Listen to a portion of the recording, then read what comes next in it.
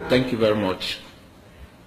I want to, first of all, thank every one of you for coming. I also want to thank those who have been giving us a voice in Nigeria. I'm here talking about the various human rights organizations, the various churches, the various environmental groups that have given us a voice and have continued to let our suffering to be heard both in America and elsewhere. Particularly, I want to thank the various churches, Amnesty International, Human Rights Watch, Institute of Policy Study, Friends of the Earth, Earth First, Greenpeace, and numerous other organizations whose names I cannot immediately recall now. This evening, I'm privileged to be here, and that privilege is one that comes in a very, very long time. I come from a country that people call Nigeria. Nigeria is indeed a mere geographical expression. There is no country called Nigeria. I had to put this map on the wall because it is important that we know exactly what we're talking about. When you look at the map of Africa, what you see are boxes and squares. Boxes. You just take a look at it. You look at Egypt, you look at Nigeria, Kenya. They are boxes, you know. And these boxes and squares were created for economic reasons. Nigeria was actually created by multinational corporations. A company called the Royal Niger Company decided for economic reasons that that area is rich and it wants that area for itself.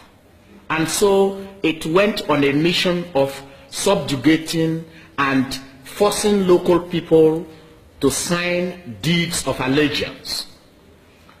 These various people are nations. The Ogoni people, they are a nation. The Maasai people of Kenya, they are a nation. The Ijaw people, they are a nation. The Yoruba people, the Igbo people, and so on and so forth, they are nations. Just like you cannot call an Irishman a Scottish or an Englishman a German, so also you cannot call an Ogoni man a Yoruba or a Maasai man an Hausa. These are the distinctions that we ought to understand as we move into this talk. Because if we don't appreciate it from that level, we will not be able to appreciate the dynamics of violence and human rights violation, the degradation of human dignity, the subjugation of the right to self-determination of these various nations that exist in that part of the world. So Nigeria was created in 1914. The name is from a river that flows right from the Futajalon Islands in the Senegal, right down to Nigeria. That river is called the River Niger. The name Nigeria was actually given to the country by the wife of the general that was ruling Nigeria then, Lord Lugard. Lugard, as a soldier, had worked in India, had helped to suppress local people in India. He moved to Burma and had also helped to suppress people there. And he was hired by the Royal Niger Company, headed by George Tubman Goldie, to come to Nigeria and help suppress local people. So the Royal Niger Company was formed. And the name Nigeria came from River Niger, simply meaning the Niger area, Nigeria. The wife gave that name, the wife of Lord Lugard. They slept, they woke up in the morning, say, "Hi, darling. You know, this country, you know, I think we need to give it a name. You know, it's Nigeria, it's Niger, River Niger. Okay, it must be Niger area. There, in Nigeria. That is it." That was how the name Nigeria came into being. And this company was engaged in all sorts of things, cutting down timber and exporting the timber, mahogany, obeche, and all these trees to Europe. Europe needed it. The Industrial Revolution had started. They needed raw materials. One of the raw materials that was needed then was palm oil. Palm oil is taken from the palm tree. It's not here in this part of the world. It's a beautiful tree, very elegant tree. Every part of that tree is useful to humanity and to nature. Local people extract the nuts, they squeeze out the oil, put them into drums, and they are supposed to be bought by the Europeans. But what they did was that anytime this palm oil was brought to the European headquarters in a place called Akassa, they would simply take this oil and send the women away and say, look, go, you savages, we need this oil, you go. It continued. Women were raped while this oil were taken away. People were killed so that the palm oil would be taken away. In 1895, the people of Nembe decided that they are not going to have this no more. The suffering is too much. They mobilized themselves and decided that they must stop the Royal Niger Company from continuing to exploit the people. The Nembe people are a clan in Niger land. That 1895, they visited the headquarters of the company and subjected the operators of this injurious trade to justice. They destroyed all the files and the drums. But however, they did not harm any single European. Go to the records, check the archives. The biographers and writers in the British Library and so on, they confirmed that no single European was touched. But the instruments of trade that was destroying their people were destroyed.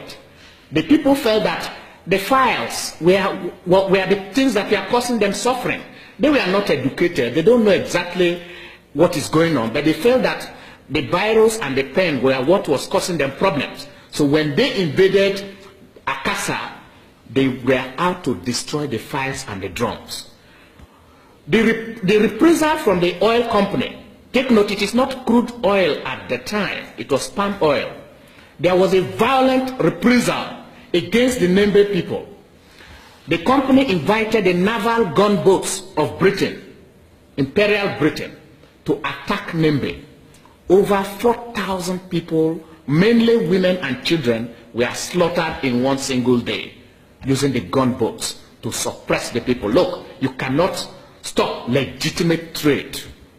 What the European companies call legitimate trade was to take this palm oil, not paying anything to the local people who produce it, and telling them that they are savages and no good, and taking away this palm oil. That was 1895. The resource was palm oil. 100 years later, 1995, the resource changed to crude oil. The company changed from Royal Niger Company to the Royal Dutch Shell. The instrument of suppression remained the same. Soldiers and mobile policemen, armed to the teeth. They invaded Ogoni. 2,000 people have been slaughtered.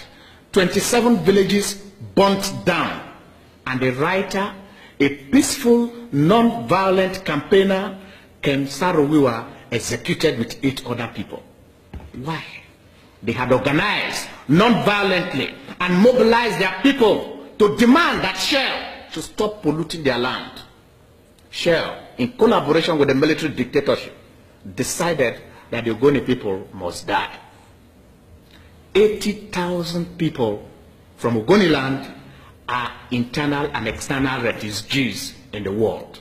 Some of them in the United States, some in Canada, some in Benin Republic, and so on. They've been dispersed all over the world because of economic reasons, because of corporate rule, because oil must be taken out of the Niger Delta at all costs.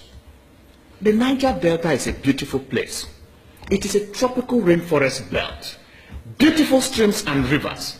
And I think, though we may be primitive, we have something to offer to the world. We have protected our environment. We have protected our rainforest. We have protected our rivers, and we are not polluting it. I think the whole planet Earth is connected. We can offer that to the world. But what are the corporations doing? They are saying that no, for greed, they must take this oil and bring it as cheaply as possible to the United States of America. For greed, they must take this oil and suppress local people as much as they want. And so the subjugation and persecution had continued. You have heard of Ogoni. You have not heard about the Andoni people. You have heard of Ogoni. You have not heard about the Jaw people.